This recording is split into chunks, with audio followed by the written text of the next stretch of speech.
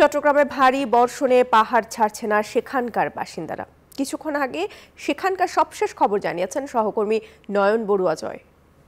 আমরা দেখছি রাতভর বৃষ্টি, তো বৃষ্টিতে চট্টগ্রাম শহরের জলাবদ্ধতা চরম আকার ধারণ করেছে। হাসপাতালের বাইরে কিন্তু আমরা দেখছি অনেক পানি সড়কে, তার কারণে যারা রুগী নিয়ে এসছেন তারা সমস্যায় পড়েছেন। এমনকি অ্যাম্বুলেন্সগুলো দেখতে পাচ্ছেন যে পানির নিচেই দাঁড়িয়ে আছে, বিভিন্ন জায়গায় গাছ পড়ে যাচ্ছে। এমনকি চট্টগ্রামে যারা বাসিন্দা তারা বড় সমস্যার মধ্যে পড়েছে, যেহেতু একদিকে বৃষ্টি, আরেকদিকে একটা বড় সমস্যা আমরা দেখছি যে জলাবদ্ধতা।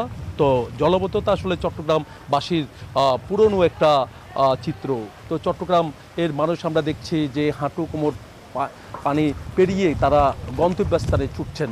সবচেয়ে বড় সমস্যা হলো যারা চাকরিজীবী, যারা সকালবেলা চাকরির জন্য কিন্তু আসলে যাওয়ার জন্য বের হয়েছেন, তারাই বড় সমস্যার মধ্যে পড়েছে।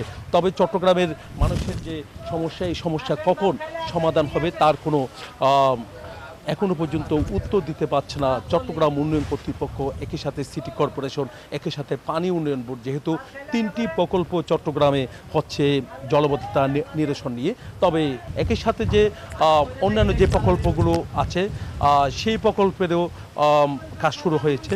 তো আমরা যেই প্রকল্পের কথা আমরা আপনাকে জানাতে চাচ্ছি যে চট্টগ্রাম উন্নয়ন কর্তৃপক্ষের যে মেগা প্রকল্প হচ্ছে প্রায় 10,000 লাখ কোটি টাকারও বেশি দেওয়া হচ্ছে বলে আমাদেরকে জানিয়েছেন। তবে সেই প্রকল্পের কখন শেষ হবে সেটার কোনো কিন্তু এখনো পর্যন্ত উত্তর দিতে পারছে না।